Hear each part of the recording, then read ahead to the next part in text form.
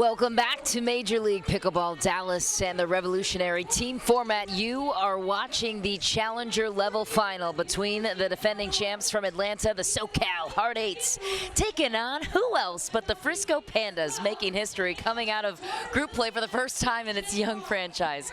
Histories in the making. Michelle McMahon alongside Cameron Irwin, Cameron Blackwood joining us from the sideline, and our fourth member of our crew, Adam Stone, coaching on the sideline for the Hard Eights, who, by the way, have a 60% win probability over the Frisco Pandas, who have never been in this moment before. So, Cameron, the first question for you: do the Pandas have a shot? Maybe they believe that they do, but maybe not a lot of other people. Why do you believe that they could have a chance? Well, I think there's something to be said about momentum and belief, and what they have been able to do over the last few days is to build upon their confidence, build upon their belief. As you know, they've got a little extra fuzzy friend on the court now. But I think that can speak volumes. Now, there is a juggernaut on the other side of the court. You cannot impart the fact that you have the SoCal Hard Eights, the winners from Atlanta. Eva Radzikowska, she's just such a steady force. She is a big element to why they've been so successful, as has CJ Klinger, the MVP from Atlanta as well. So there's definitely a big task in front of them. So they're going to have to play,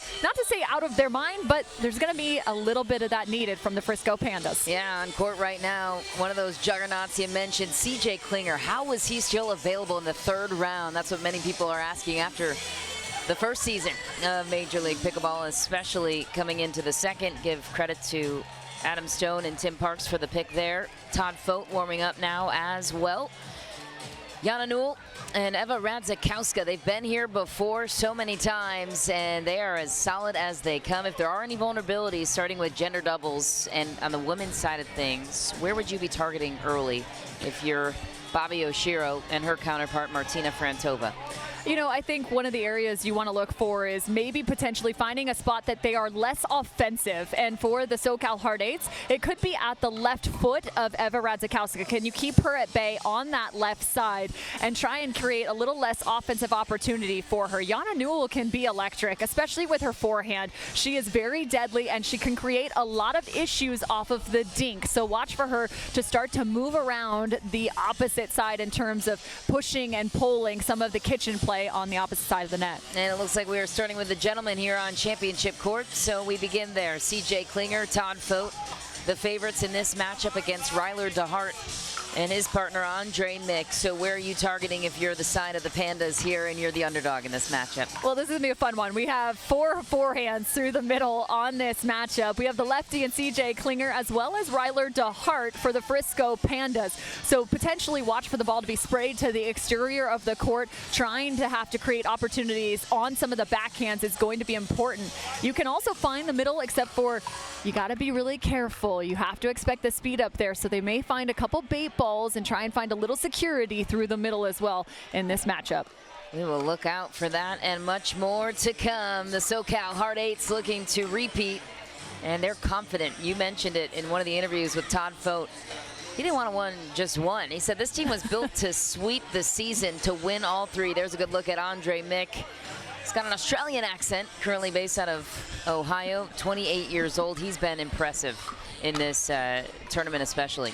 Yeah, and he plays so big. They call him the big dog, right? And it's actually fun. CJ Klinger and himself have a really fun friendship between the two of them, and they've talked about it. That's actually where I found out the nickname Big Dog. It comes from the friends and family of Andre Mick, but it's going to be fun to watch these two guys go head-to-head. And Andre Mick, he is a little bit more of the setup guy for Ryler DeHart in this situation. Ryler has shown some really nice court movement throughout this competition, and he's really tried to kind of get in there, poach a couple extra balls. So watch for the setup and finisher type of roles for the Frisco Pandas. There's a good look at Adam Stone, our friend in the booth, also general manager for the Hard Eights, on the sideline, actively coaching as well. And what a weapon he has proven to be for this team. They were really the front runners, the Hard Eights, in establishing a general manager role. Adam Stone, an early hire, and good thing they got him off the market quick, because that has been fortuitous for the franchise. There's a good look at Ryler DeHart, a 5-year ATP pro.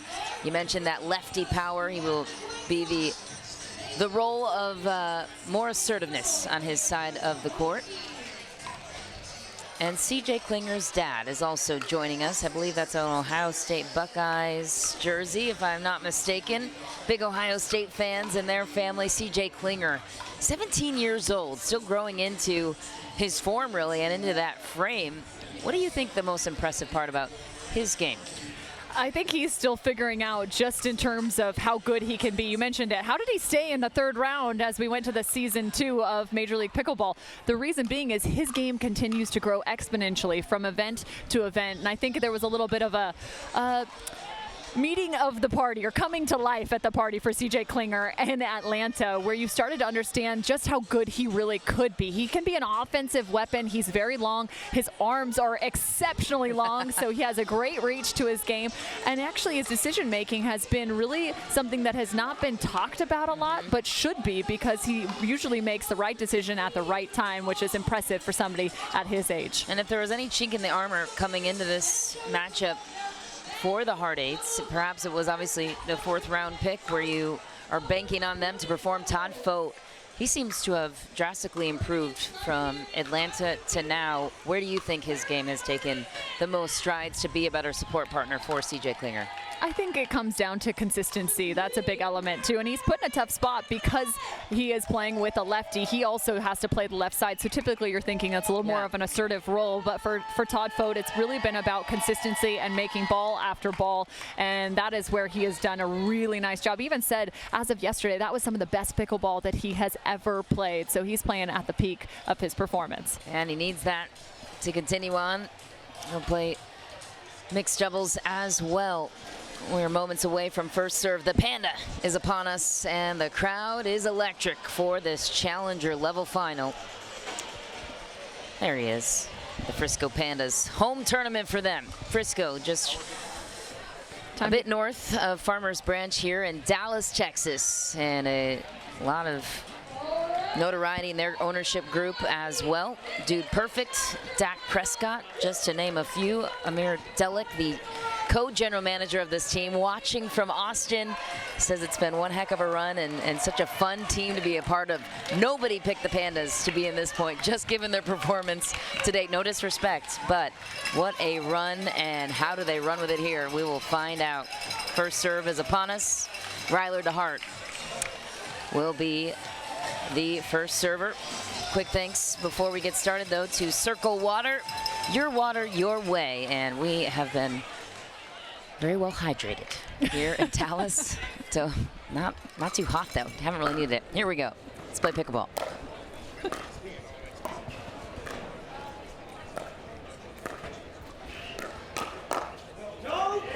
Out of pressure from Mick early on the line of CJ Klinger.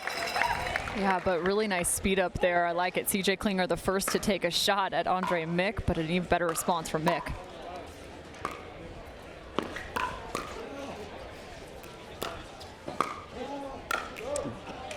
Goodbye. Big angle for CJ Klinger early. Yeah, and utilizing that lefty forehand through the middle. Really nice job. He's going to be the aggressor here.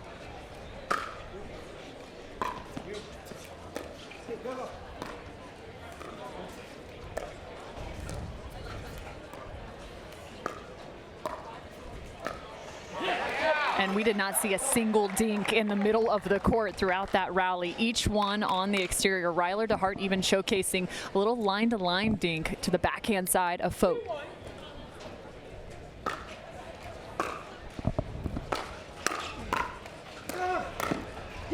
Couple of let chords in favor of SoCal.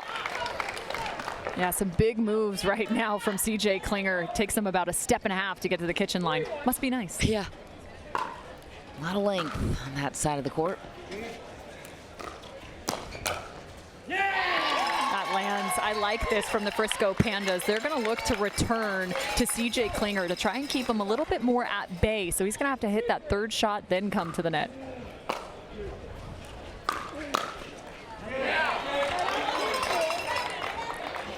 Same thing applies on the other side. They're going to try and keep Ryler DeHart to be the one to hit the thirds.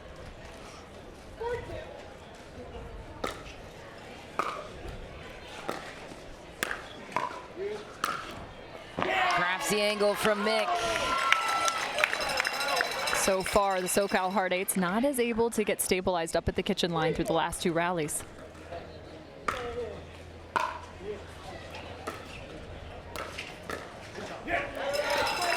Effortless touch from CJ Klinger. Really soft touch. Impressed with the amount of spin. Not trying to do too much.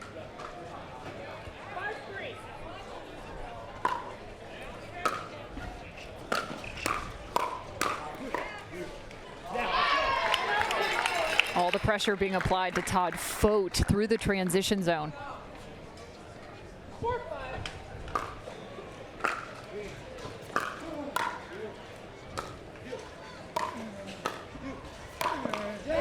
Taking care of that time, seeing all 3 balls on his side. And I like that. They're trying to kind of attack the backhand side of Mick. I think that's a great thing to do when he's still sitting steadily at the baseline.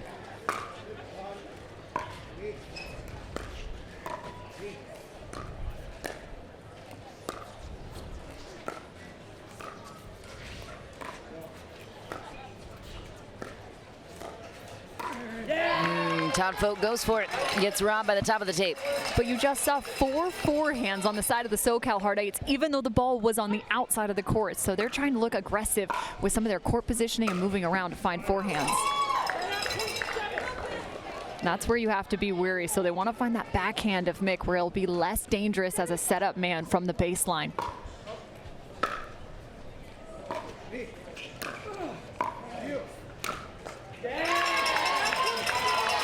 Found it on the backhand of CJ Klinger that time. Pandas right in this game against CJ Klinger and Todd Fote. Riley DeHart, the 2nd round pick of the Pandas.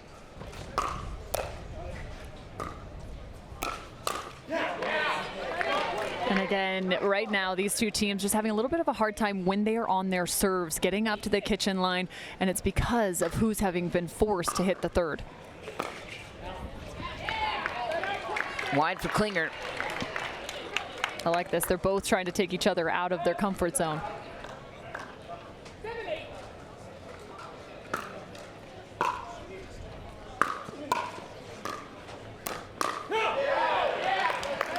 Nice protection there from CJ Klinger. Recognizes the ball coming quickly, slides more middle, and protects his partner, Todd Fote.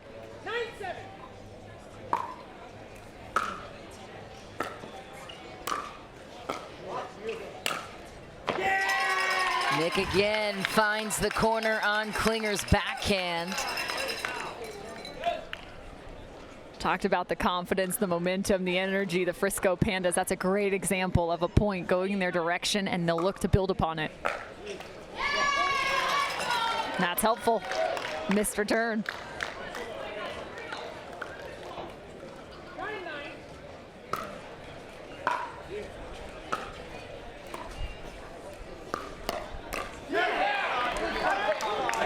Pressure from Todd Fote. Yeah, that's a big point for Todd Fote right there. Really the first opportunity we've seen him look to find some offense, create on his own, and he walks away with the point. It's one thing to counter and earn points that way when you've got offense coming your direction, but to create it on your own combinations is a whole other ball game.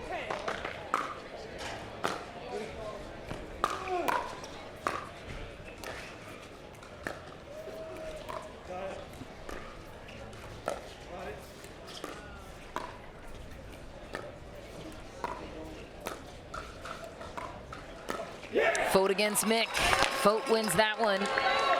And that was thanks to Todd Fote. A little bit of a paddle pause. You can see it on the attack right here. See how he holds this next one. It forces Andre Mick to think that that ball could potentially be sped up through the middle, and instead he goes the opposite direction. That's a win on the footing battle for Todd Fote. Hard Eights on top by 1, 11-10, and the end change as well. So far, an impressive start for Mick and DeHart, staying right in this point for point. What's standing out to you pattern-wise, either side? Yeah, I think for them on their thirds have been something to note, just in terms of having Andre Mick have to take a few of them, but also Ryler DeHart has looked to be aggressive, even when seeing those thirds his direction with the forehand through the middle. But I would love to see if Ryler DeHart is going to get aggressive and find some of those thirds. I want to see Andre Mick crash down a little bit, play a little bit bigger, see if you can make or force an error on the fourth ball just based off of your court positioning. So I'm really impressed again with the Frisco Pandas kind of in that regard and how they've handled the third. I think for Todd Vogt, it's going to be about finding offense on their side because CJ Klinger can't just do it all. Yeah, that's a good point. You want Vogt to be steady, but at the same time, walking away with maybe 2 or 3 offensive points would be a big difference maker. So far, he's won a couple of those one-on-ones with Mick.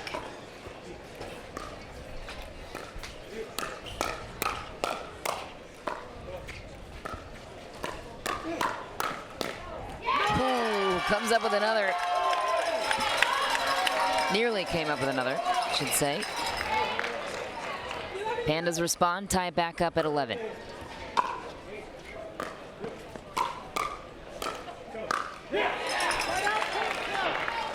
Right now going tit for tat on the hands battles. Hand speed is on point for both these teams.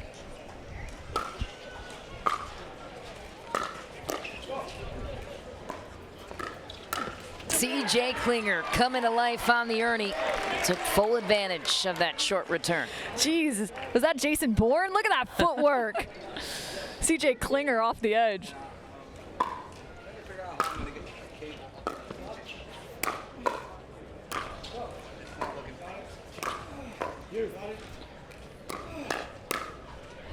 Just back for Mick, and the SoCal Hard Eight steal some much needed momentum. Their biggest lead so far of the game.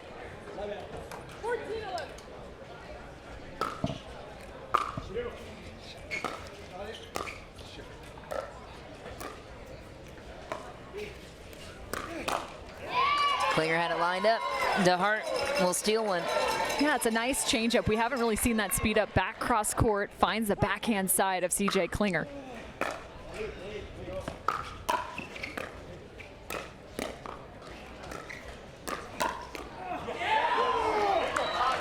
Right at the shoulder of DeHart goes Vogt. Yeah, I don't mind that speed up. He actually nearly caught him. It was about just an inch off of the paddle. Todd Vogt nearly had a missed contact there.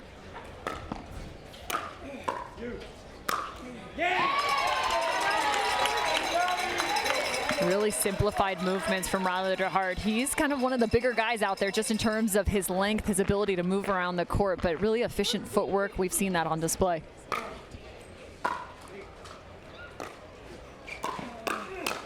Wow, CJ Klinger responding right down the line.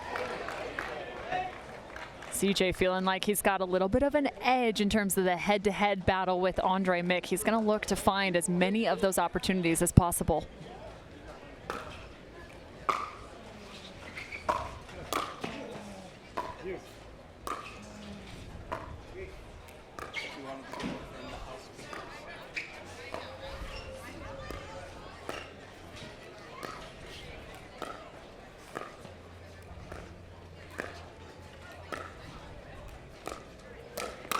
Oh, Mick had it there for the taking.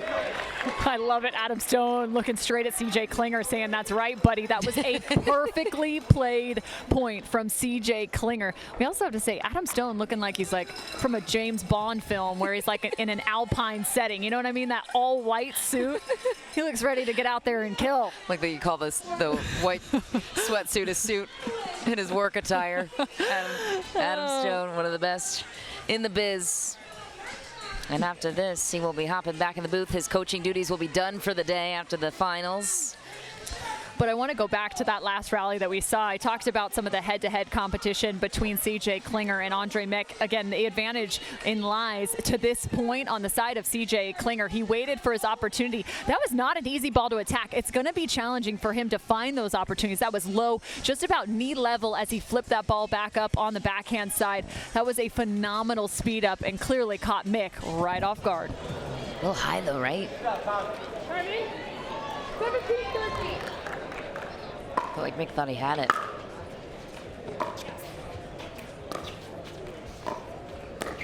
And a patient point. The SoCal Hard Eights, 3 points away. Not an easy task. Todd Fote right now is dropping up the line. That's the shorter distance. It means less room for error.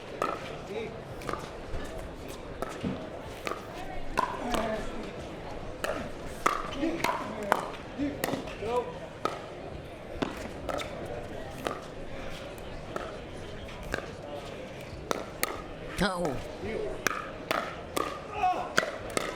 Klinger with a couple of impossible speed ups both sides. Picked his target. But you can see Andre Mick is just fighting for his life out there. And the reason being, CJ Klinger just changed the location. It went from being on that right shoulder over to the left shoulder. You have to be able to have all the tools in your tool belt from the offensive standpoint. I think that ball was going out of bounds.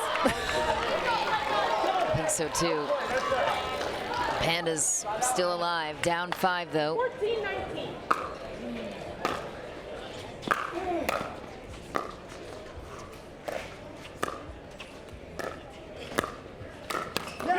Easy extension for CJ Klinger. Man, your resets and drops have to be perfect against him. Yeah, there's no doubt about it. You got to imagine that length is well into the kitchen, just 7 feet from the kitchen line to the net, and he's reaching all the way. Game point for the Hard Eights.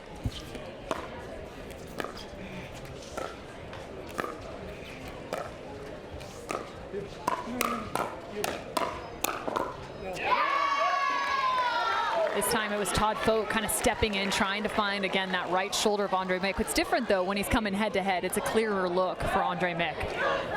15-20.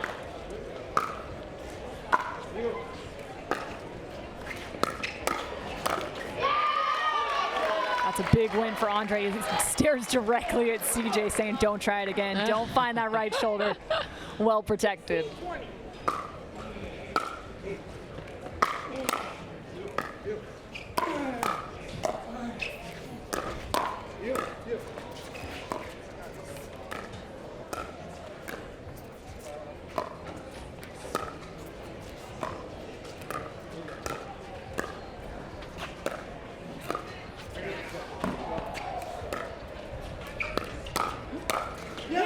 CJ Klinger lined up, put his entire body behind that one.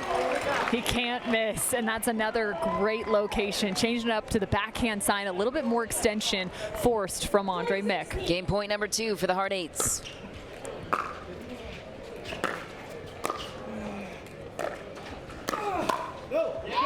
Long for Fote. The Pandas still alive, climbing back in, down 3. Yeah, I think if the Pandas want a chance here in this game, they're going to need Ryler DeHart to find a little bit of offense on that right side.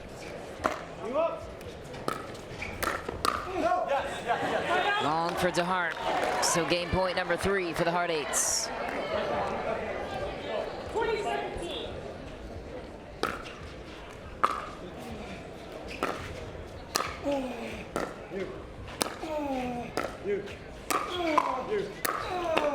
DeHart gets it back.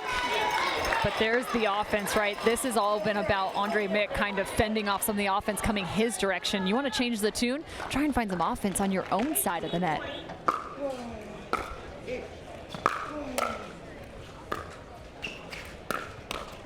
Klinger down the middle, speed up. Burns Mick, who's still stunned.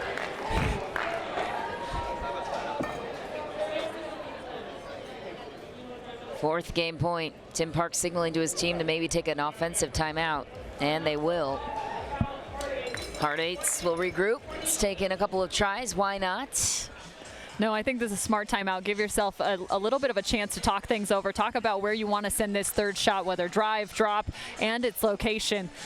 I wouldn't be shocked, though, if they're talking about sending this potentially the direction of Andre Mick. We've also seen Todd Fote more often than not drop up the line to Ryler DeHart and find a little bit of success as he works in that direction. But I've been talking about it. Ryler DeHart needs to step up offensively here. He could potentially do that. Where would you be targeting this third on the side of the Hard Eights? Potentially the direction of Ryler DeHart, but we will see, because Andre Mick, you want to try and keep him a little quiet, but if this goes the direction of Todd Fote on the return, I wouldn't be shocked to see him go towards DeHart. 20-18.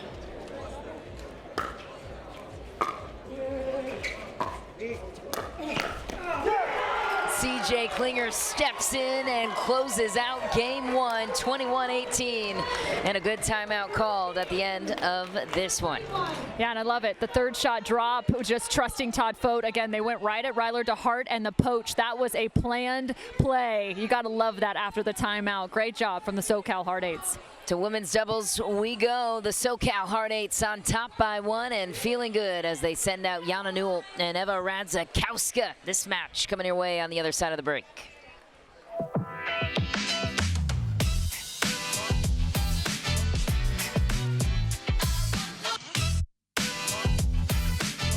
Innovation is our specialty. Winning is his. Zane Navratil has won more than 40 Pro Gold medals and back-to-back Major League Pickleball titles. One of pickleball's most iconic and decorated athletes teamed up with our world-class engineers with one goal in mind: build a paddle that can dominate. The Zane Navratil Signature Paddle, designed for champions by champions.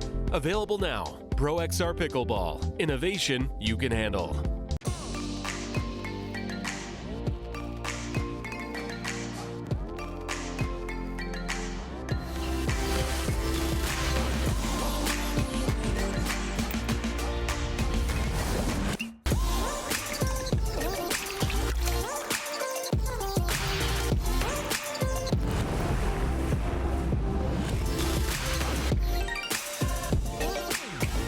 Dulce Vida.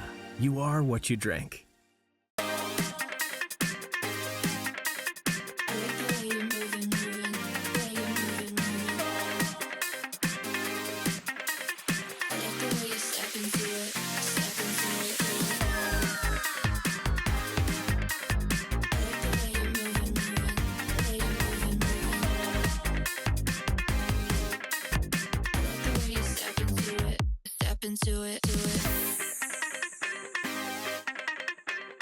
And I said, Saturday, no one's here, right? Are you getting this? So if he wants the invoice. Water doesn't have to be boring. Turn it up with Cirkul.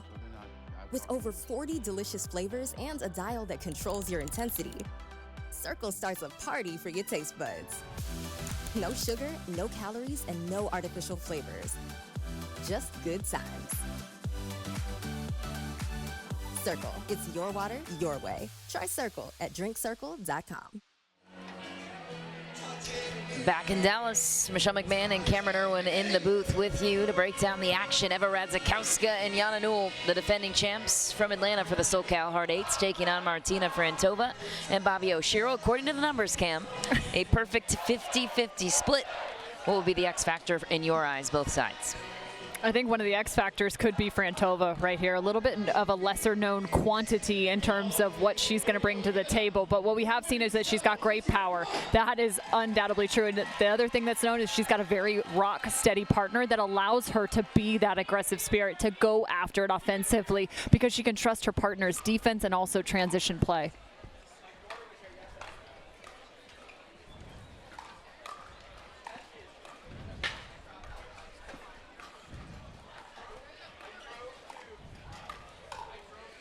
Defense and offense on the side of Jana Newell. Yeah, and I think one of the areas you're going to look for between both Eva Radzikowska and Jana Newell is trying to find that left foot on both of them. You have to be wary of Radzikowska coming across with the forehand through the middle, but I think Jana Newell is a little less destructive on that backhand dink, as is Jana Newell, or excuse me, Eva Radzikowska pushed out to the sideline.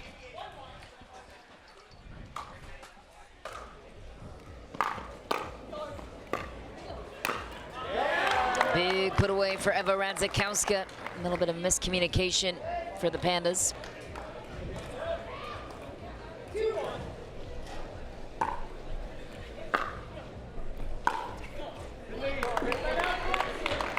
I like that return middle right now. Force both Radzikowska and Newell to have some communication from the baseline, figure out who's going to find that third.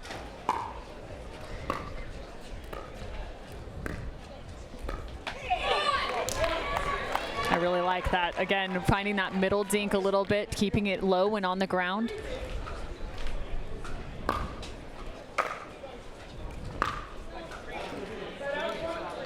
Radzikowska here is going to want to start to shift to her left. She's expecting that ball to go to her left side, so sometimes tossing one to the middle is not a bad idea.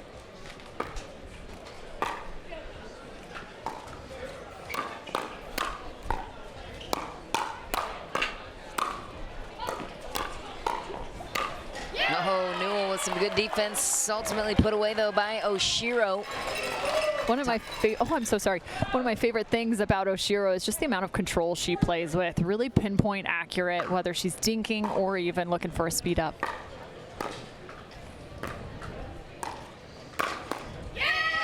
And there's the attack of Frantova.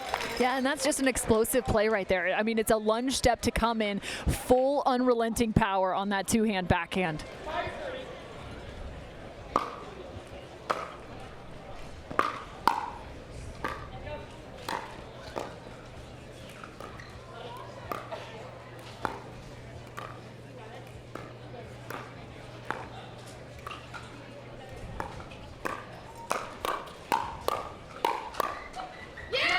Miscommunication in the middle. Whose ball?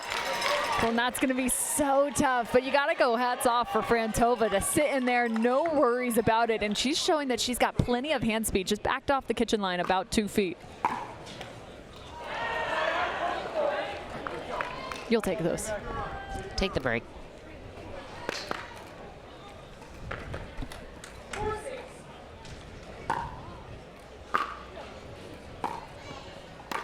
Ooh, inside out angle. Didn't see that coming. Nice wind up, just the pause right at the last second. Changed the paddle angle, kind of breaking that wrist and opening up the paddle face.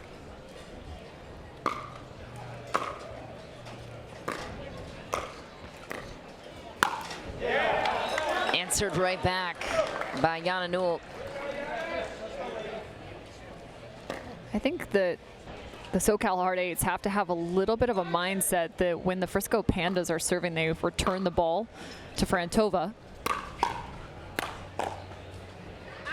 That she's going to probably be the one to kind of shake and bake on her own. Oshiro not as aggressive if her partner's hitting the third to kind of crash down. So either they're going to see a little bit more of a third shot drop, or they need to expect that crashing down would be Frantova herself.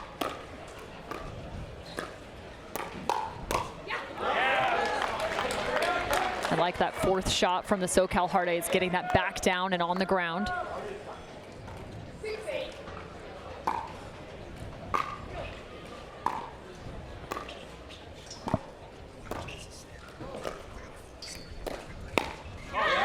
Now a back cleanup shot from Jana Newell.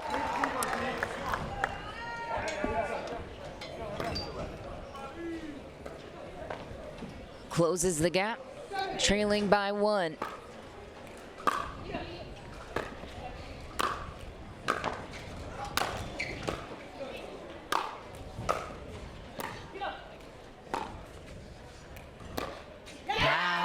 Oshiro, she has put away power too. Yeah, but that's just the slow kill. This is about a 50% speed up, and the reason it's so successful, just her delay on the paddle forehand side holds it just long enough to create the gap through the middle. Former Boise State University tennis player.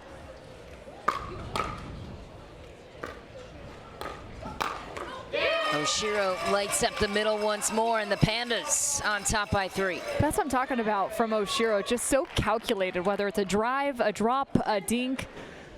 Just so good.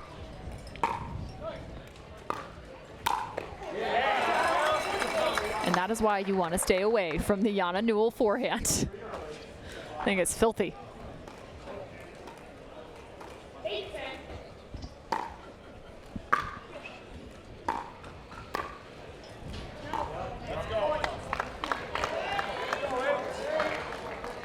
Just a solid drop from Jana Newell, back cross court.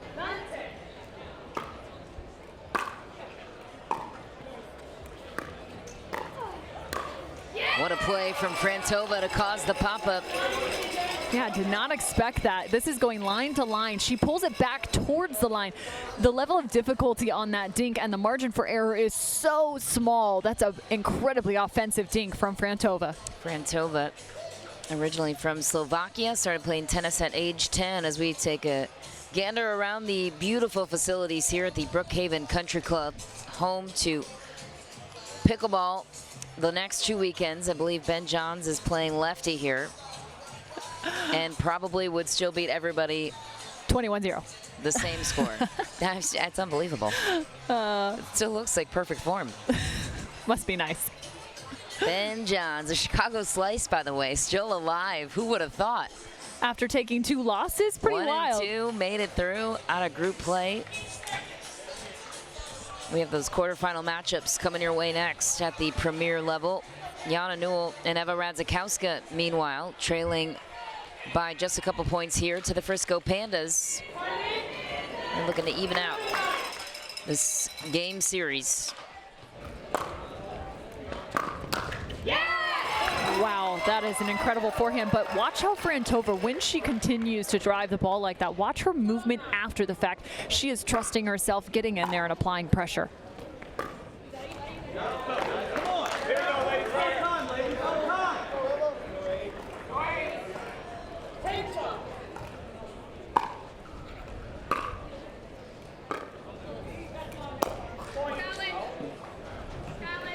Ball called out of bounds, and I think there's going to be a challenge here. The return was called out, and the Frisco Pandas quickly putting up the challenge. Anisha Smith, our lead referee on this one. We'll take another look as soon as we have it.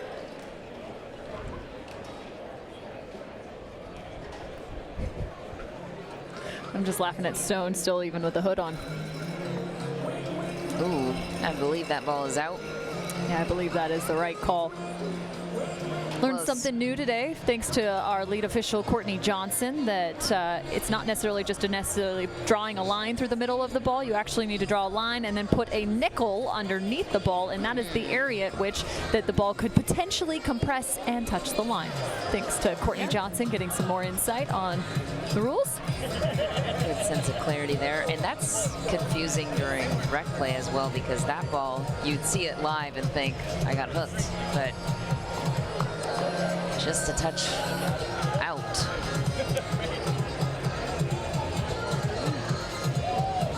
We'll get that verdict here momentarily. Onisha Smith has it. Call stands, ball was out.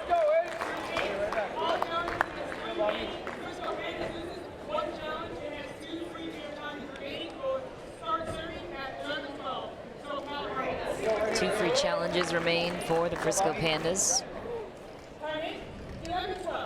Heart Eights make it a 1-point game.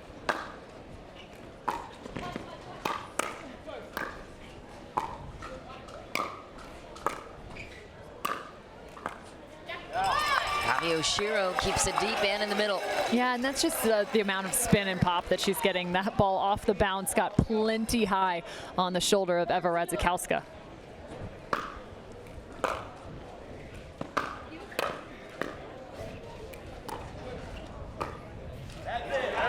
And I like that move from the SoCal Hard Eights. I think if you want to go up against Frantova, force her to have to play slow, force her to have to find some touch shots through the transition zone, especially on that backhand side.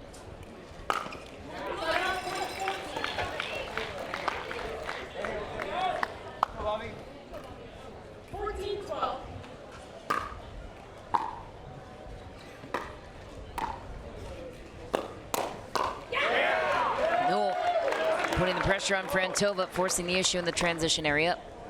I like it. Instead of being attacked, become the aggressor. Jana Newell doing a great job of that.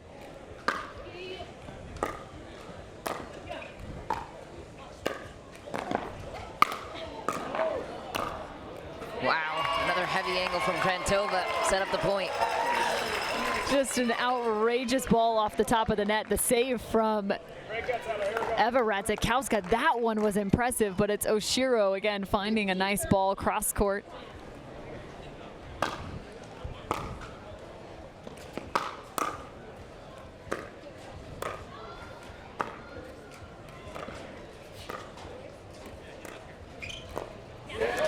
That's the point I'm talking about, though. That is big time for the SoCal Hard Eights. The soft stuff to the backhand side of Frantova. They just forced her to have to hit 3-4 balls just to get to the kitchen line.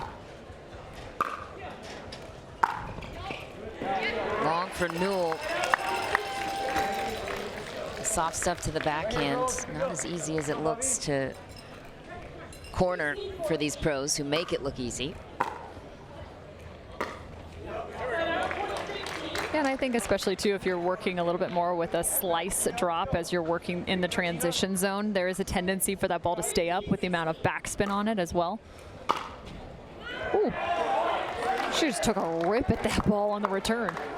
Usually don't see that. Usually you will go a little bit slower on the return, give yourself time to get up to the kitchen line. Down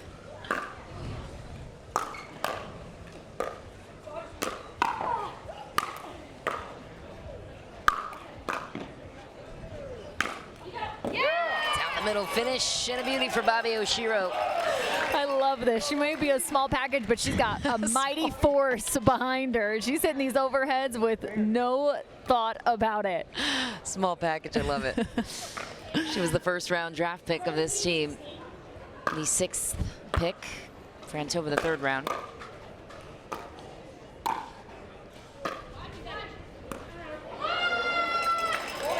Eva Ratajkowska just had her corneas checked.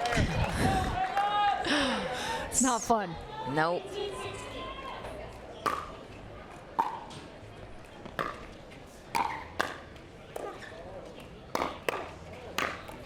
Frantova right on the body of Newell. She's taken over this match. And again, we talked about it right at the beginning of this game. She was going to be the X factor. Her level of execution was going to be imperative, and right now she's stepping up to the task. She absolutely is. Martina Frantova, Division I college tennis player out of NC State University, has all the angles. Andre Mick looking on to his women's doubles teammates to pull their weight to even out the series 1 game apiece. A 19-16 lead. You know, it's pretty wild, too, when you think about some of the player standings heading into this final. Bobby Oshiro, she's had an incredible record heading into this, 9-2 in terms of the entire weekend, as was Andre Mick, 2 of the top in terms of the challenger level coming from the Frisco Pandas. CJ Klinger just behind them at that number 3 spot with a 7-1. Very impressive in terms of what these Frisco Pandas have put together.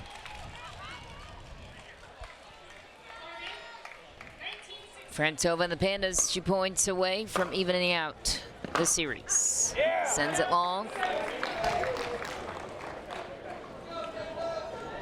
Ratajkowska with a try on her side, down 2. Frantova buries it down the line, game point for the Pandas. She's got no fear going up the line right now, even if it is to the forehand side of Newell. So impressive from Frantova.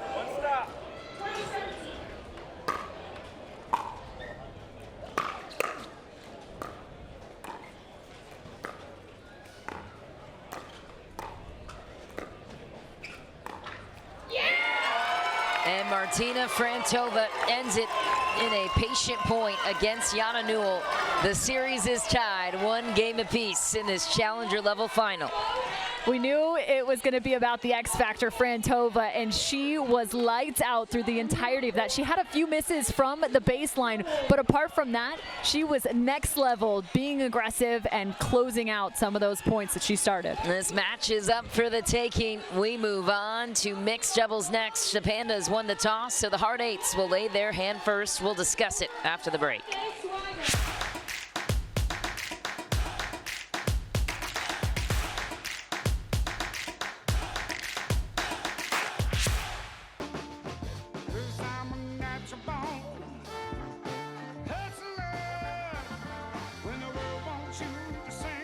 It's only worth it if you enjoy it. Michelob ULTRA.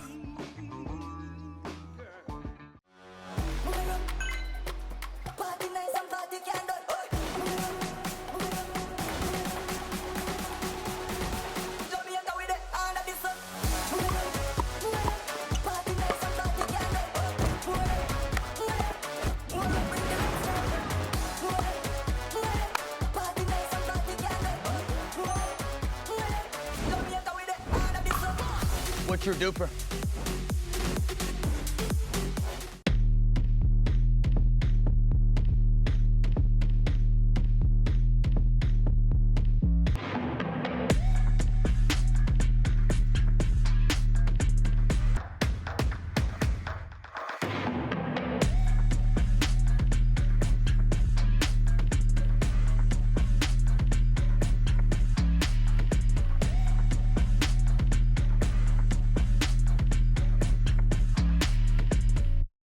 Introducing Skechers Pickleball, the official footwear of Major League Pickleball. They're ultra lightweight and responsive for incredible speed. They have Goodyear rubber outsoles with a specialized pickleball design for increased side-to-side stability and agility. Plus, they feature shock-absorbing foam and Skechers' famous relaxed fit design for incredible comfort game after game. Conquer the court in comfort. Skechers Pickleball, the official footwear of Major League Pickleball. Well, part of the fun here in Major League Pickleball is the nuance of the coin toss and who can choose to react when it comes to mixed doubles. The Pandas won the toss. They chose to react in mixed doubles, which seems to be the biggest advantage. And of course, if we go to a Dream Breaker, then the Hard Eights get to choose their matchup. So Hard Eights went with Todd Fote and Jana Newell matching up against Ryler DeHart and Martina Frantova. What do you think about the Pandas' choice to put this team out against Fote and Newell? This is going to be really interesting just because you're going to get a chance to finally see a head-to-head battle for the ladies and a head-to-head battle for the gentlemen. Usually you'd see that lefty-lefty come out in terms of competition because you do have a lefty from the SoCal Hard Eights and CJ Klinger, but this is going to be a very interesting matchup. I'll be curious to see. It's going to be the same battle we just saw between Frantova and Jana Newell up the line, exactly what we just saw. So look for Jana Newell to make some adjustments here. Frantova's forehand was a little bit dangerous, whether it was back at the baseline or up at the kitchen. So maybe getting it on the ground to the backhand side of Frantova. Ryler DeHart back to serve first to Newell.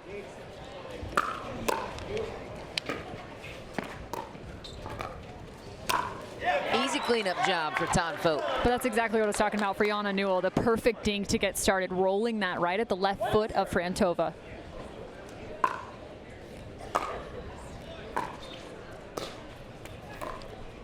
Crafty roll dink to set up the Ernie. Ryler DeHart, how do you do it? That was the perfect setup, recognizing Fote coming across. Ryler just finds that line and follows it right to the Ernie.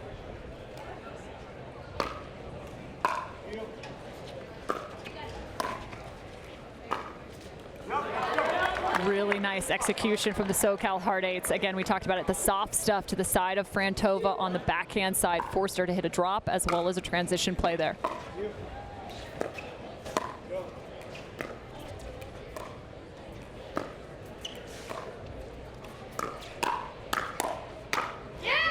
what a play from Newell, but Martina Frantova finished it off. She's having one of the best matches we've seen her have here in this Major League Pickleball tournament.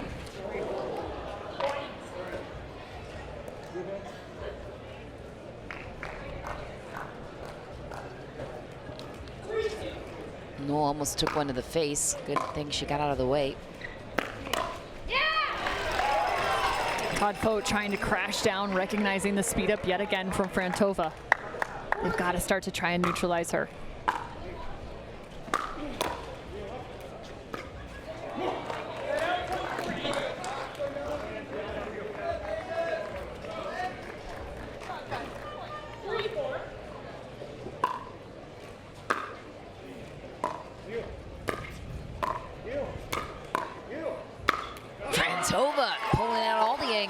Yeah, coming up with some really nice answers throughout that rally, whether it was a two-hand backhand, a one-hand backhand, and then the finish of the overhead.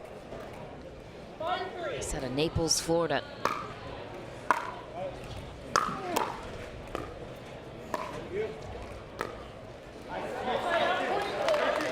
Dink wide to that backhand side that you've been talking about. Yeah, it seems like she's a little bit more comfortable potentially with her two-hand backhand roll versus that slice dink. She's had about 2 errors in this game on that backhand dink on the slice. So if I'm Todd Fote, so one of the adjustments, if I see her grab that paddle with 2 hands, I'm definitely going to start to potentially shift over to the left side as she's looking to go cross court with him in that regard. She gets a little topspin on that.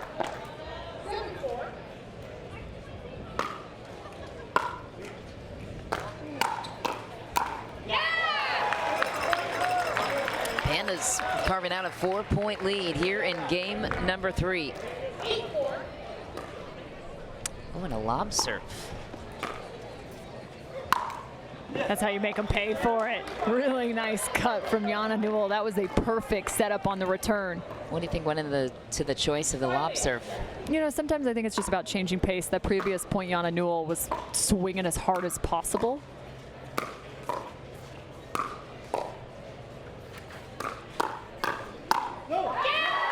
Just wanted to give her a different tempo to look at. It really is challenging. Sometimes those lob serves, as easy as they may seem, they're really not the easiest thing in the world. You have to create your own power behind them. Nice opportunity there for Ryler DeHart.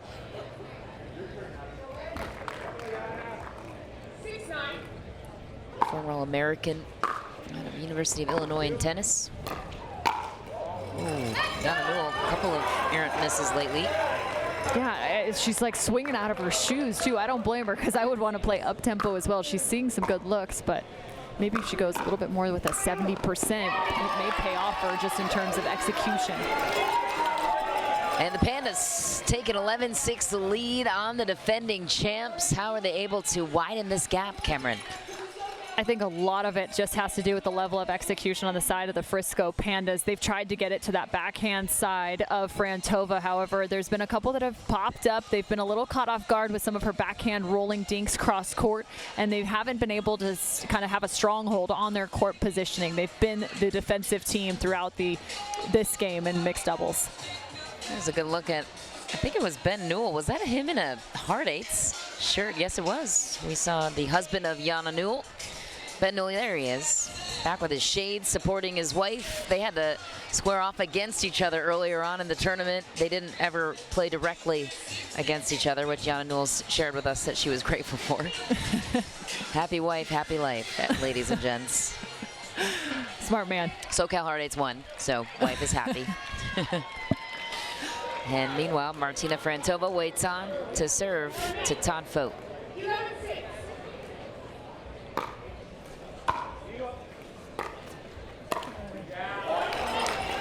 At what point do you try and do too much if you're the SoCal Hard Eights? Yeah, you know, I think I'd actually trust the SoCal Hard Eights in a bit of a dink rally between them and the Frisco Pandas. Ryler DeHart on the run, closing and crashing the middle. But it looks like the SoCal Hard Eights aren't looking for that. You can see it from the back-to-back speed-ups from Todd Fote as he's just launched that ball. Ryler DeHart, great read.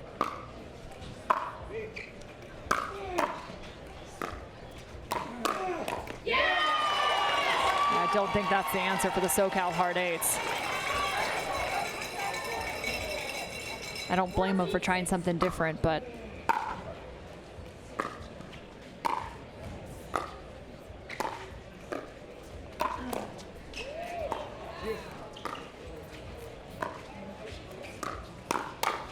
oh, Frantova thought she had it. Jana Newell testing the forehand there.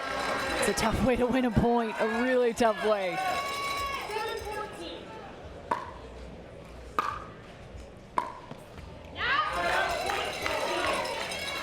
They just seem off the Hard Eights. Newell and Fote trying to find their rhythm.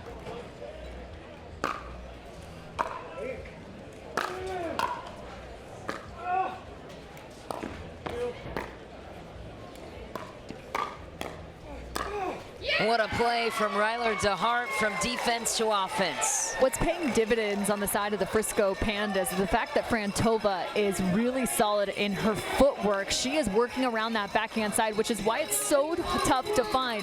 That was a great example of her finding her forehand and adding a little bit of pressure.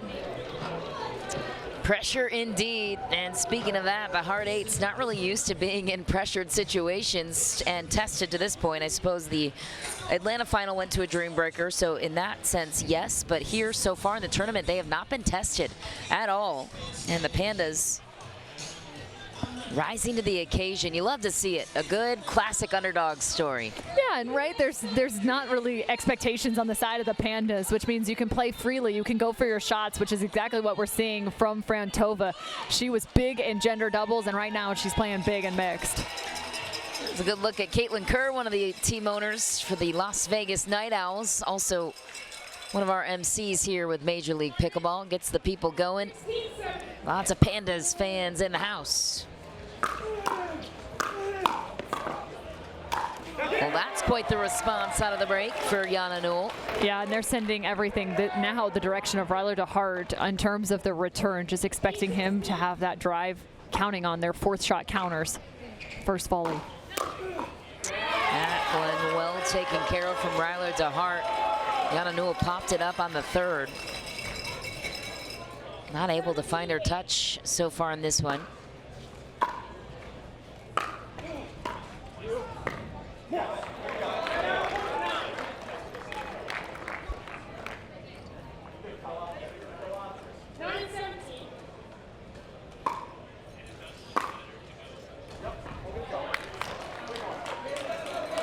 Take all the free points you can get.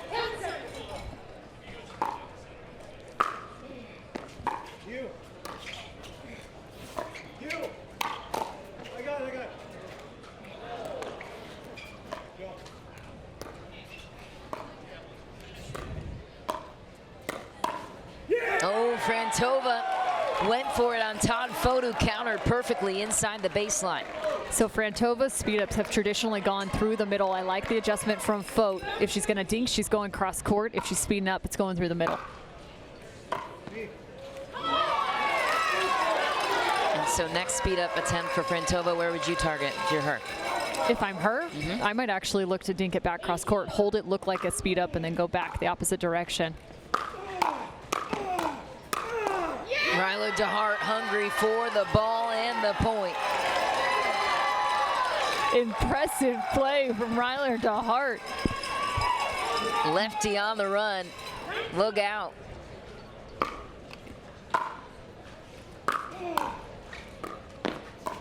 I got it. Ooh, short. The Burt ATP attempt of Ryler DeHart. An opposite ATP? Holy shnikes.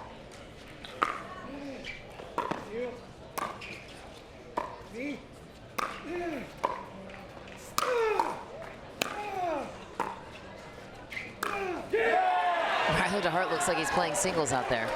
Frantova's just getting pushed out the way. She's like, hey man, I had a couple of speed ups that worked down the middle. I was gonna say, she's worked to a 19-point lead. So 2013 is the scoreline for the Pandas. Their first game point.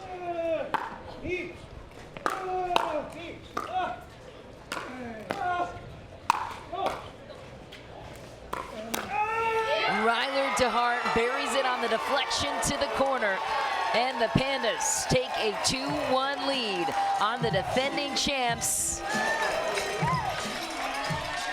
I just love the way that point finished from Ryler DeHart. He puts up the paddle like he's ready to take down the middle, and next thing you know, he ends up baiting them into the line shot. Easy deflection, point to the Pandas. Somebody check that man's pulse. Ryler DeHart, unbelievable performance from him. A season 1 super finalist championship from the MLP season championship, rather. The second mixed doubles matchup coming your way next. SoCal Hard Eights in a must-win situation.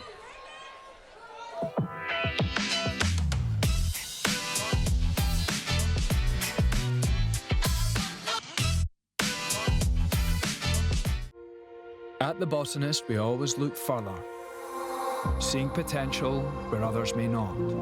We sustainably hand forage 22 Isla Botanicals to make a beautifully balanced gin, capturing the essence of our Scottish island home. Consciously crafted by our community to be enjoyed by yours. Look further.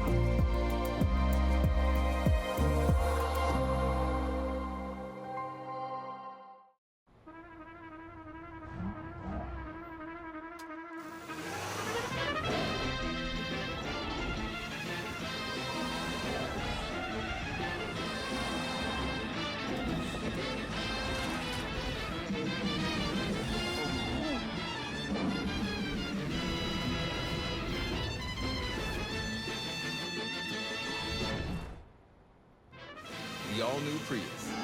Toyota. Let's go places. My name is Itamar, and this is the story of how I got my life back. In college, I injured my back swimming, and pain became so bad that I couldn't function. Treatment was solely focused on my lower back. I was worried that I was never going to get better. When I found HSS, it felt like I had found the cure to my pain. My doctor asked about my hips as opposed to every other doctor that only asked about my back. HSS changed and saved my life.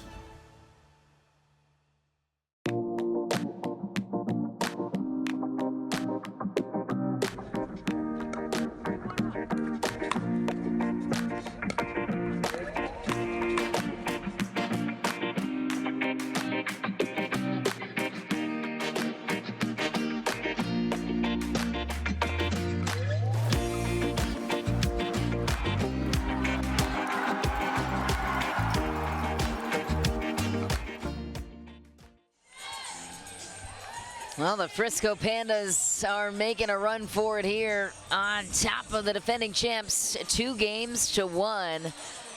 Could we have an upset brewing? Here from MLP Dallas, here are the head-to-head numbers with CJ Klinger and Eva Radzikowska taking the stage next. A couple of MVPs from Major League Pickleball in the past, and Andre Mick and Bobby Oshiro hoping to flip the script in this one. If they have any chance of taking down Radzikowska and the blistering red-hot CJ Klinger, what would it be, Cameron? That's going to be tough. Radzikowska playing that left side. So again, it's going to be head-to-head for the ladies down the line. Andre Mick and CJ Klinger, two good friends facing off on the left and right sides.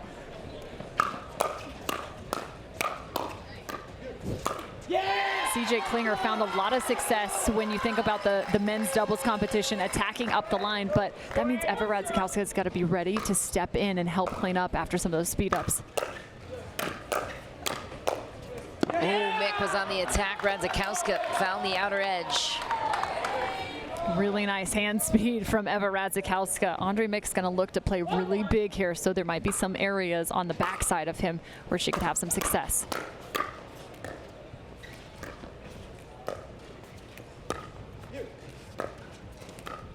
Radzikowska's backhand, to your point, against Andre Mick's backhand. Yeah, and she'll just sit steadily with that two-hand backhand roll back to the backhand side of Andre Mick. Eva's showing some chops right now from the baseline. That's 2 straight third shot drives. Successful by her.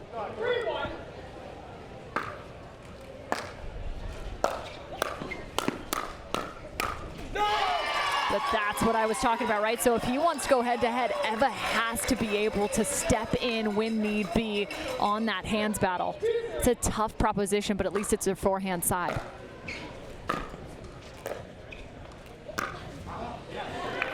Long for Oshiro.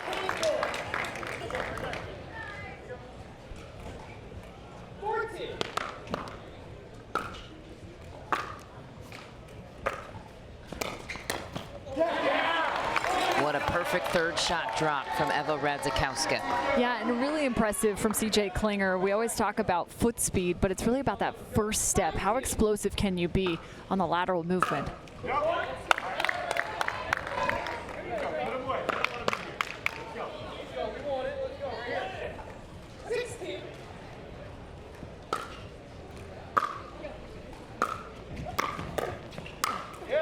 put away for Andre Mick.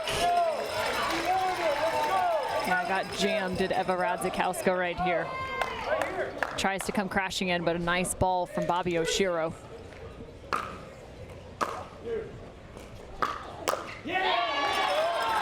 It's always fun to see Bobby Oshiro with the third shot drive. Again, that's all about the control. She hits it a little bit flatter. You can't just count on the fact she's going to drop it.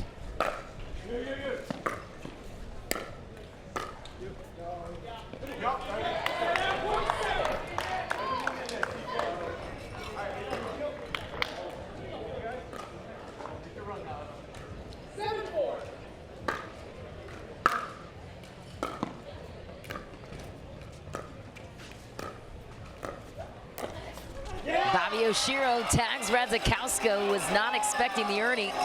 Small package deal. Play small, play, or look small, play big, I think is the hand gesture we just saw from Andre Mick for his partner. Say good things come in small packages, Cameron. Oshiro proving that point.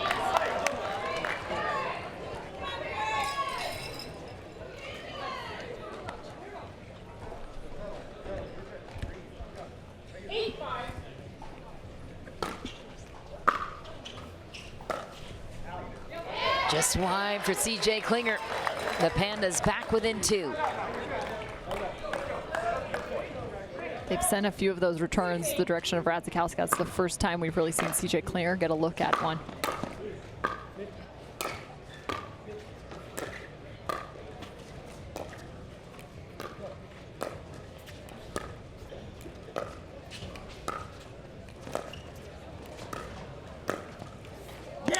Adjustment by Mick to take it on the forehand instead of the backhand there. Yeah, and you're exactly spot on, and that's one of the biggest elements is he understands Radzikowska's just comfortable sitting in. So it's all about that chess game. Who's going to make the first move and then have the counter move? That time, Andre Mick had the advantage. Mick on the run, grabbed the line. Almost baited into it right here. Took a huge step to the right, crossover, finds the backhand.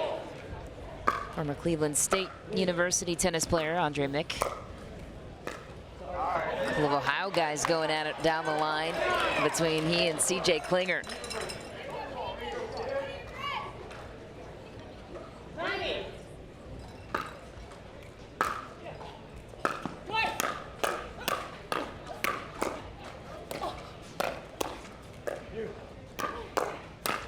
Wow, Bobby Oshiro on her tippy toes, reaching into the kitchen, taking it out of the air, setting it up.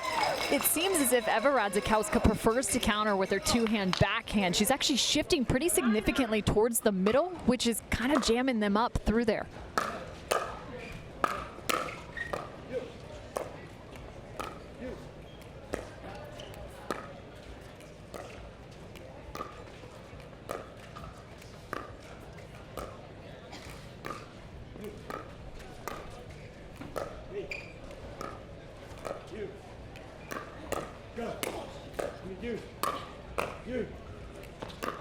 Wow, Bobby Oshiro wins the point. She has got the equation for success. We've seen it multiple times. I just talked about how Eva wants to counter with her two-hand backhand, and she's getting jammed, not able to find her forehand. Bobby's just going to keep going there. Just watch where Eva Radzikowska's right foot goes throughout the rally, because as she starts to shift even more middle, it means that CJ Klinger is kind of stuck. He's not able to come over and take over the middle of the court.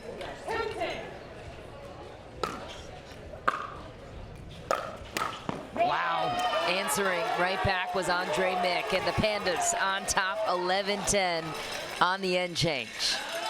I mean, to have that kind of timing off of a third shot drive, you got to know somebody's game perfectly, and it is very clear Mick knows CJ Klinger's drive speed. So, and talking about Radzikowska's positioning, where would you describe the perfect positioning for her to be right now with CJ Klinger on the right? I think if you want to get CJ more involved, you start to shift further left, open up your forehand, trust your forehand speed, and have CJ Klinger maybe have that left foot just within that center line. And again, then you can start to add more pressure to Bobby Oshiro on some of those dinks. It's kind of that same equation, like how can you put Bobby Oshiro into a box a little bit? But I think that's going to be a big part as to how they continue this as they switch to the other side. And what are the Pandas doing right now to isolate Radzikowska, especially on that backhand? Well, they continue to find that right hip, right shoulder. As I talked about, she wants to counter with a two-hand backhand. So right now, it's not requiring a ton of pace. It's just all about the location, and they found great success there. So if she starts to shift over, some of those targets are going to move. But look at where CJ Klinger's foot just was. It was right on the other side, well prepared. Court positioning very clear on the second half of this game. 11-all, Radzikowska looking to keep her team alive. They need to win this to force a dream breaker for the Hard Eights. Oh, right on cue, Bobby Oshiro steps in. But you can see Radzikowska loading the two-hand backhand and shifting that paddle down to her hips. She's got to make the adjustment.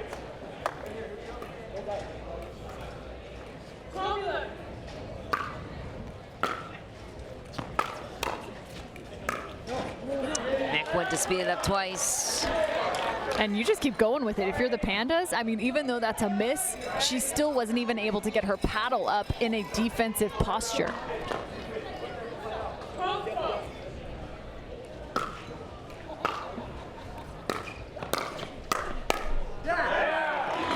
Wide for Mick.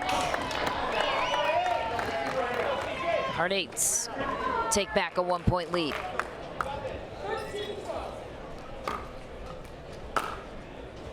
Ooh, another miss for Mick, wide on the return. He's heavily going for that backhand of Radzikowska. Yeah, those are some errors, just a little bit loose here. A halt to the momentum for sure. And another miss for the Pandas. Yikes, 3 in a row. So it's hard because you know where the success rate has been for the Frisco Pandas, but you can't try and over-execute. You still have to wait for the right opportunity. That's 4 in a row. When do you call a timeout? Yep, it is now. And the Pandas falling apart at a very inopportune time of this game. The Hard Eights getting let off the hook a little bit. The Pandas had it under their control. Without a doubt, I think that's more a level of execution on the side of the Frisco Pandas. 4 straight errors on balls that they had been making previously. Nothing really outrageous, not trying to go for some kind of wild shot, but just about kind of making clean balls, and it's not happening on the side of the Frisco Pandas right now. Here's a good look at Megan Fudge, the wife of Ryler DeHart, sporting her Pandas apparel. And the Hard Eights, Adam Stone, hanging strong on his side. So if it goes Dreambreaker, who has the odds on their side? Hard Eights, I would think, for the Dreambreaker. I'm looking through the rosters right now. Yeah, I think that's a fair assessment. I'd be curious to see what Bobby Oshiro looks like. She might be a little bit more resembling like a Mary Brasha in singles, just in terms of how she would approach the game. Maybe a little bit more control from the ground strokes and finding some short angles. Frantova could be pretty deadly.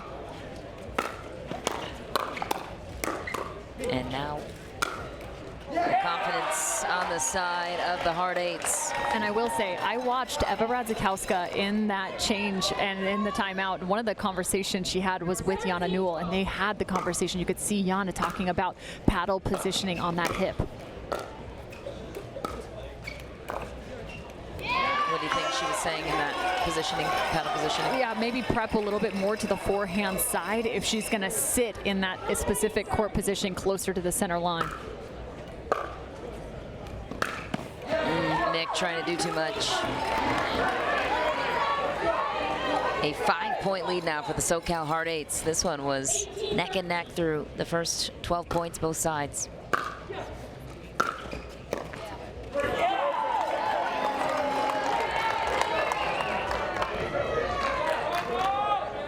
(19-13) is the score.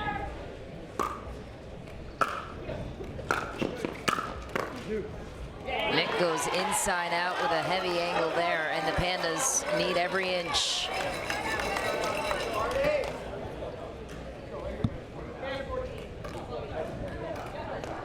Let's go, 14-19. Oh. Nick seemed like he shaded over to take the forehand, got out of the way at the last second. Those are so tough in mixed doubles. I go, you go, no one goes. Game point for the Hard Eights. To a Dreambreaker we go. The Hard Eights hang in to a battle. 12 points through. What just, talk about whiplash, Cameron Irwin, what just happened? I mean, that's crazy. The Frisco Pandas had a beautiful game plan. I thought they were going to run away with it because I hadn't seen Eva Radzikowska make an adjustment. There were, what, a handful of errors, 4 straight on the side of the Frisco Pandas just in terms of execution, and that kind of sealed the deal in terms of them taking that loss in mixed doubles. Yeah, where did they start to shade away from the game plan? They didn't. They just couldn't execute on the game plan. They actually, where their errors came, were trying to force the game plan, maybe a ball or two early. So now the discussion turns to singles. We know what Jana Newell can do on the singles land on the ladies' side of things. Eva Radzikowska likely their fourth player in there as well. CJ Klinger, Todd Fote, tested in last event's championship in a Dreambreaker against Seattle, and they came out fortuitous in that one. So how did the Pandas line up? They don't get to choose the lineup though, because they won the toss. They chose to react in mixed doubles, and so the Hard Eights get their choice. I would imagine they just put their top 4 strongest players out for the Pandas. Batting order. Yeah, I imagine it might be CJ Klinger versus Ryler DeHart, Todd Fote versus Andre Mick, and then for the ladies, probably Yana Newell next up would face off against, ooh, would it be Frantova or Oshiro? Probably Frantova, and then Oshiro versus Eva Radzikowska, potentially.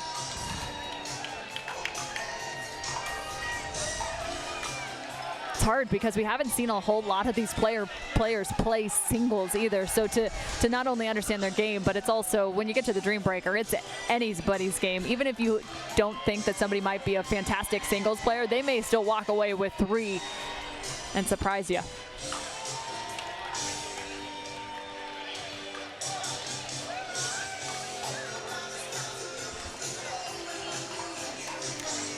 Get you those lineups as soon as we have it. This is Major League Pickleball by Margaritaville here in Dallas. Gorgeous facilities at the Brookhaven Country Club.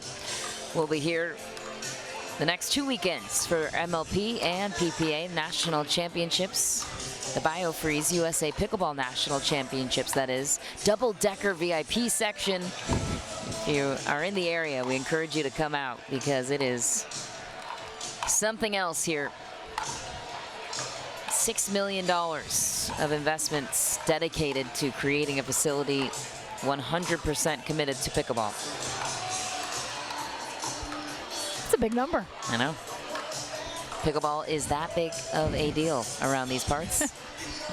I know somebody was asking me on the shuttle ride in this morning about whether they think Pickleball Nationals will continue to be right here in Dallas. And I'm like, you know what? If they continue to build it out like this and the community supports it as it already has through the first 3 days, I wouldn't be shocked. Yep.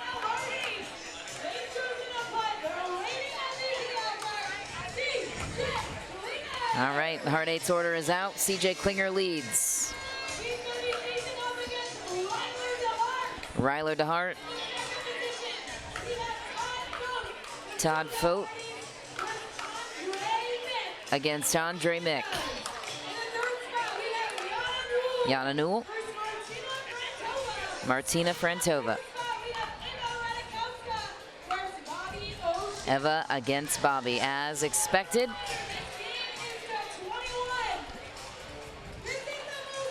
So if you're new here with the Dream Breaker powered by Toyota Prius, well, it's one of the best parts of Major League Pickleball. It's singles. You can match any players up against the other. They go out for 4 rotations, or excuse me, a cycle of 4 points. And this will determine who the event number 2 of season 2 championship victors are. I think one of the most interesting matchups here is actually going to be CJ Klinger versus Ryler DeHart. I think CJ Klinger was a really nice surprise in the Dream Breaker when we saw him in Atlanta. He came away with several points, but Ryler DeHart, he has so much experience on a singles court just from the tennis landscape. So it's a little bit more too of experience versus youth and the ability in terms of mobility for CJ Klinger. He's cagey. He's got a lot of length, that CJ Klinger. And yes, to your point, he was the MVP of last event, came out to the interview with his full shades on. We haven't seen him yet, remarkably so. Where are the good luck shades? And off we go to the first sequence, CJ Klinger and Ryler DeHart. 2 southpaws about to duke it out.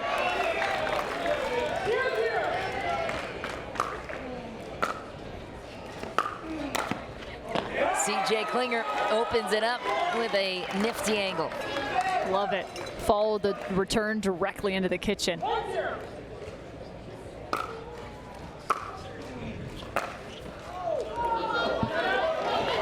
Tried to jam him with the serve lined, or excuse me, up the line.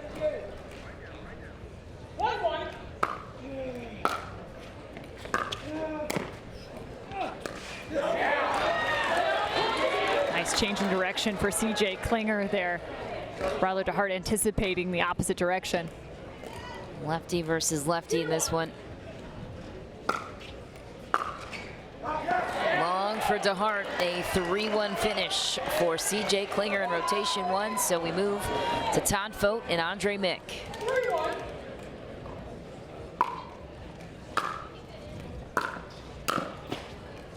Oh, what a grab from Andre Mick. I mean, if you can hit volleys like that, it's going to be hard to beat Andre Mick. He needs to be clutch. Wow, an incredible drop. Cross court, drops it in inside out. That is an impressive drop. There's no way you're getting that ball back. And then he passes him cross court as well. Andre Mick answers right back, 3 points. He could go for the clean sweep here.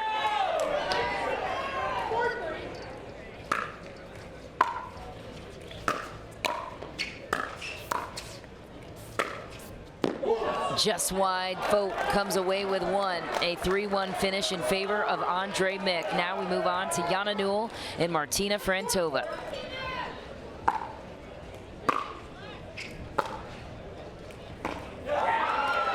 Jana Newell takes the first one. One of the best women's singles players on the professional pickleball tour.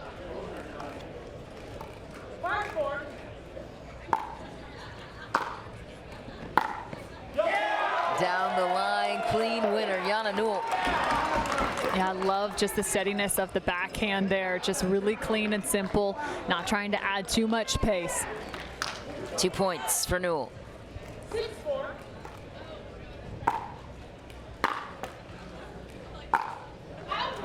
Long, and Frantova steals one. These two look like they're going to play tennis. No one coming up to the kitchen line.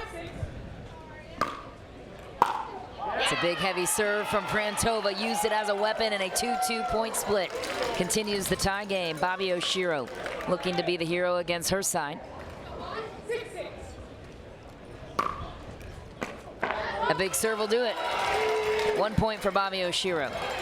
Nothing Eva could do there. That ball didn't even come up off the ground.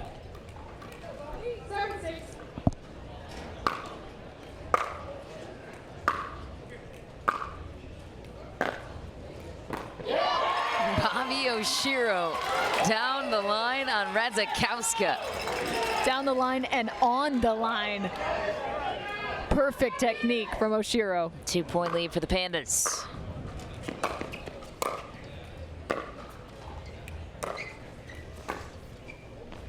Radzikowska came to the net and closes. That would be a wise strategy for her, I would think, against Oshiro. Yeah, and I like it. Oshiro tried to come back with a bit of a drop to get herself back into the point, but still in a defensive posture. Wide for Oshiro there. Eva Radzikowska comes away with two. A 2-2 split for the ladies, and CJ Klinger had a 3-1 start. See if DeHart can answer. And he will, point one.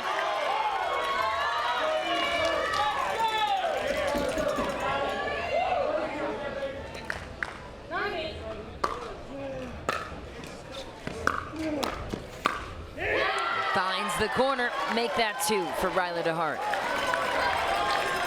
Just a really shallow return, and Ryler DeHart does exactly what he needs to. Spreads the court. What a shot from CJ Klinger. He's getting the ooze from the crowd right there. Everyone's stunned from that drop volley. Just a clutch performer, CJ Klinger. Right on the line, he buries it. A 2-2 split. Todd Vogt comes out again against Andre Mick, who got 3 points on him last time.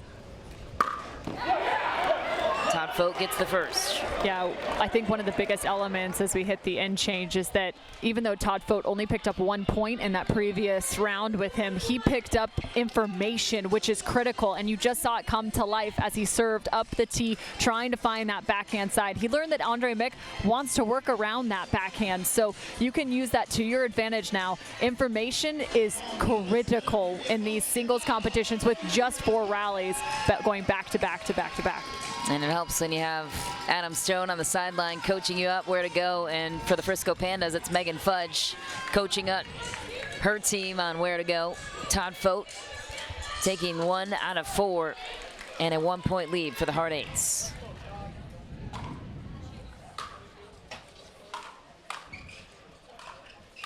Ooh, he gets 2, Todd Vogt.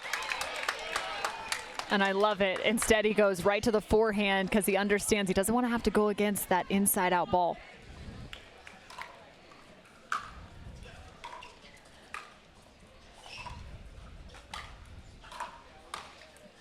Great shot from Andre Mick.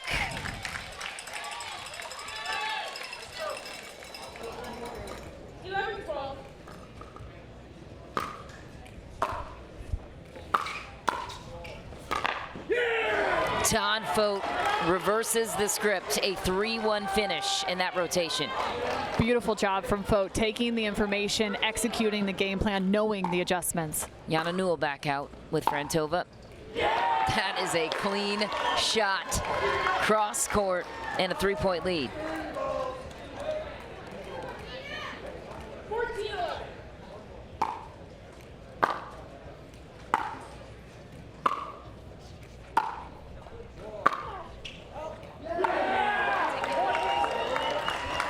And again, we go back to a little bit more the tennis style. Frantova didn't find a ball that she felt comfortable enough to add the pressure. She has so much length and reach, but I would love to see her up at the kitchen line.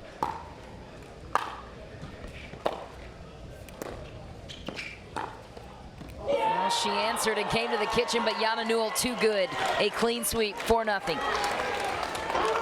I believe one more. That's actually 3-0 for Frantova, between Frantova and Newell. And still, I don't mind that. Frantova got up there. She almost put Newell in a position to actually be ahead in the point. And there you have it. She gets one, Martina Frantova. A desperate time to get it. Now Bobby Oshiro needs to be the team on the clutch performer on her side.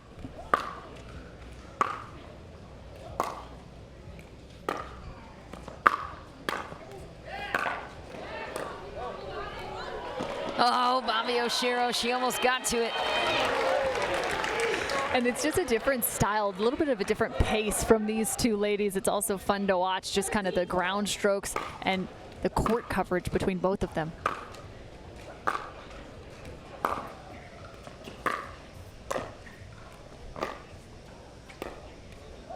Feathery touch from Eva Radzikowska, drops it in, and the SoCal Hard Eights are 3 points away from a championship.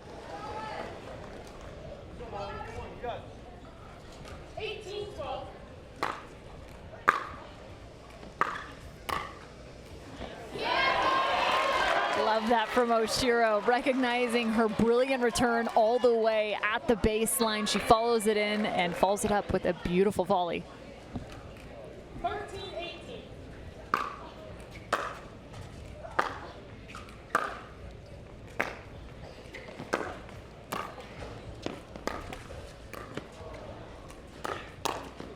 Oh, just an interesting point there, and Radzikowska comes away with it. CJ Klinger looking to close it out. That's the guy you want.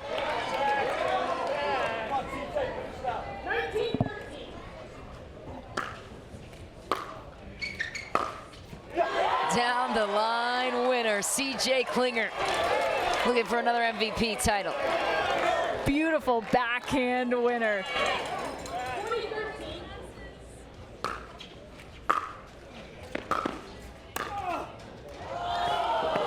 Ryler DeHart will take the let court break. And a 6-point deficit on the side of the Pandas. You have to win on your serve, games of 21. So CJ Klinger will have to earn it back to close it.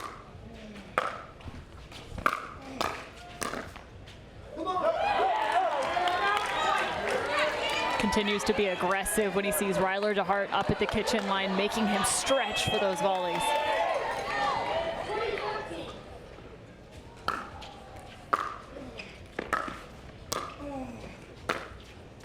Wide for Klinger. This place would have erupted if CJ Klinger, it came down to his paddle yet again.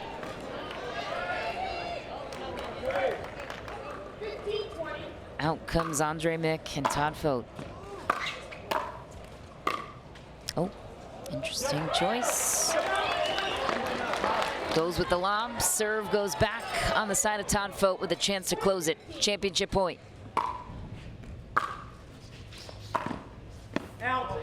Wide for Fote. Another point for the Frisco Pandas, now trailing by 4.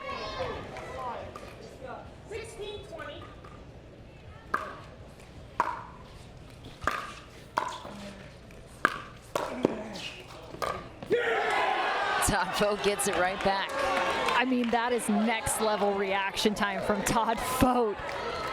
Stole away the cross-court ball, then finds the one up the line. Championship point number 2 for the Hard Eights.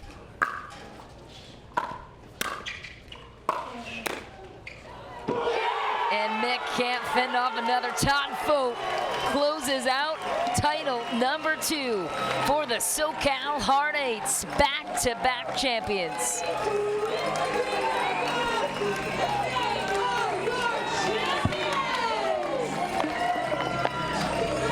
The celebration began for the SoCal Hard Eights, finding yet another title, and it came down to a dream breaker. This team has been challenged just about every single way. They continue to find the answers and continue to find the titles. The SoCal Hard Eights are your 2023 Season 2 MLP Dallas champions. We'll be right back with a post-championship ceremony after this. Major League Pickleball by Margaritaville is brought to you by Michelob ULTRA. It's only worth it if you enjoy it. Fromuth Pickleball, where Major League Pickleball players and fans get their gear. Sunday Swagger, polos with personality, the official polo of Major League Pickleball. And Dulce Vida Tequila. Tequila, pure and simple.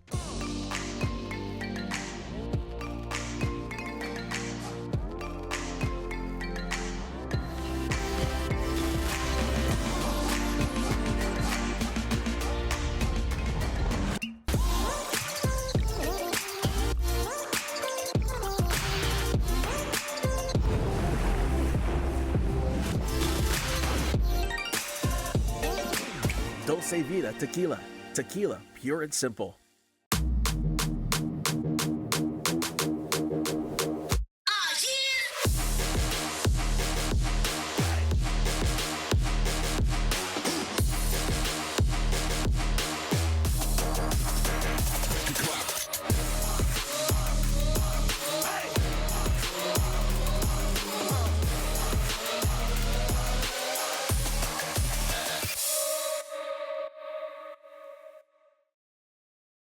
Innovation is our specialty. Winning is his. Zane Navratil has won more than 40 Pro Gold medals and back-to-back Major League Pickleball titles. One of pickleball's most iconic and decorated athletes teamed up with our world-class engineers with one goal in mind: build a paddle that can dominate.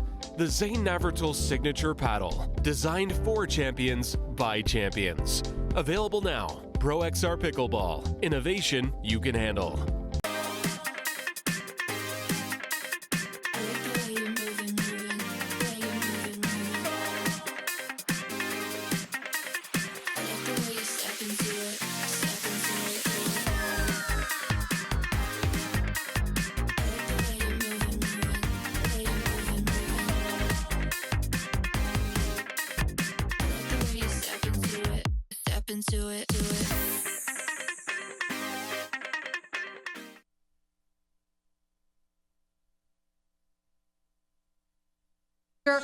Final winners just now, and we just want to go ahead and say thank you again so much to the crowd. You guys have been absolutely incredible, so thank you guys so much. But right now we want to give it up one more time for the team who made history this weekend, the Frisco Pandas.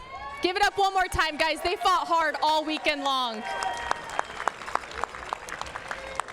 And right now, we're going to bring up the two-time champs now, the SoCal Hard Eights. Come on up, guys. Come on up. Yana Newell, we will start with you. Congratulations. We know you guys had a target on your back heading into this one after winning Atlanta. Just how much does this one feel? Even though it's the second time, is it still as special? It definitely feels amazing. I mean, I'm a part of such a great team. We have amazing ownership. We got CJ here. You can never lose when you have CJ on your team. But that's right. And I mean, I want to give a huge shout out to Pandas. They played outstanding today. I'm a huge Bobby's fan, always and forever. And congrats to them to reaching the finals, and super happy to be here. And CJ, like she said, you come in clutch every single time. Almost finished it again on your paddle like you did in Atlanta. Todd came in for you at the end there. But just how exciting was the weekend here in Dallas, especially to come out on top? Yeah, it was a special 2 tournaments so far with my team. Thanks to my owners, Tim Parks and Rick Chan, and my teammates, Todd, Yana, and Eva. I wouldn't be here without them. And to you over here, oh my gosh, people talk about Irina Tereshchenko, but let's talk about you now. This is your 4th MLP title, plus you already have one super final as well, so that is 5. Just how special is this one? I know you've won a lot here, but with this team here in Dallas. You know, it's always special. With those guys, I've got no words, you know, starting with my teammates, with the coach, with the owners. It's, you know, when we all come together, magic happens, and, you know, being on this court is it's just magical. And Todd, you said from the beginning on Thursday, you said, look, we didn't just build this team to win one MLP. We built this team to win all 3 in this 2nd season here. You have 2. Looking forward to you guys looking to take that San Clemente. Absolutely. Job's not done yet. But thank you to the venue. This venue is amazing. Thank you to everybody from MLP, announcers. Yeah, it's been a really fun weekend. And Jan, I'm just going to finish up with you right now. You guys talk so much about just the camaraderie you have with this, but also just the ownership and your fans right now. What do you want to say to them? Huge thanks. I mean, we wouldn't be here without them. They're amazing. They support us every time. They encourage us to play better, and at the end of the day, they're just fun people to be around. And right now we have the MLP Commissioner Brooks Lay. Let's go ahead and get that trophy in their hands. Guys, give it up for the SoCal Hard Eights.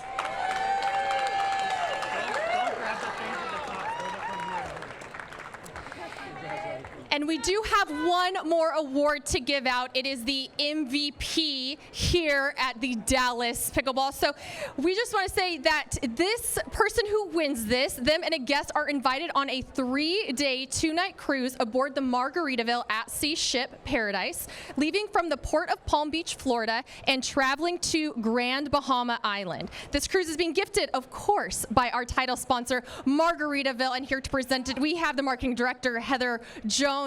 And this person has come in clutch every single time. They talk about that they could not win without this person on their team. Not only did they show up in Atlanta, but he showed up here in Dallas as well. Mr. CJ Klinger.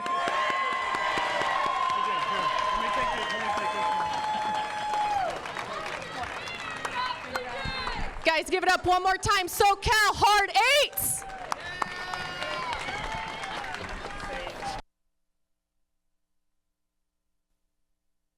Columbus sliders also. So like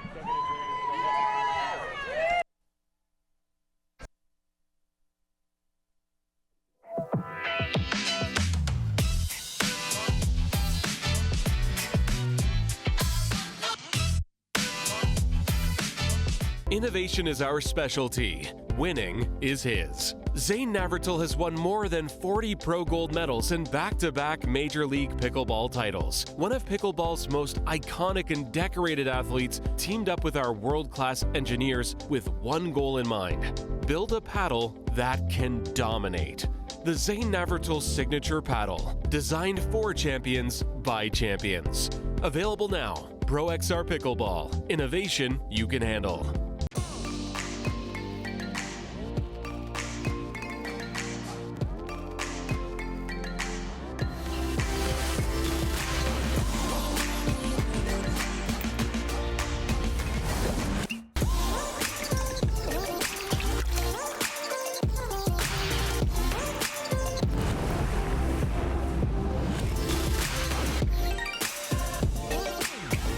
Dulce Vida. You are what you drink.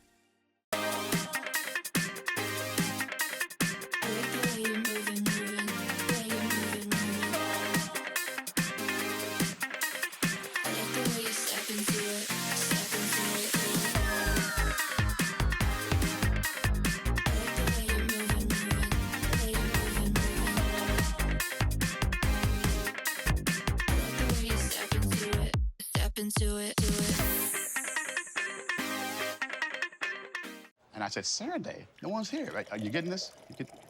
So if he wants the invoice. Water doesn't have to be boring. Turn it up with Cirkul.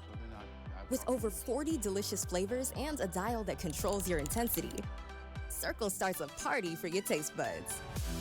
No sugar, no calories, and no artificial flavors. Just good times. Cirkul, it's your water, your way. Try Cirkul at drinkcirkul.com.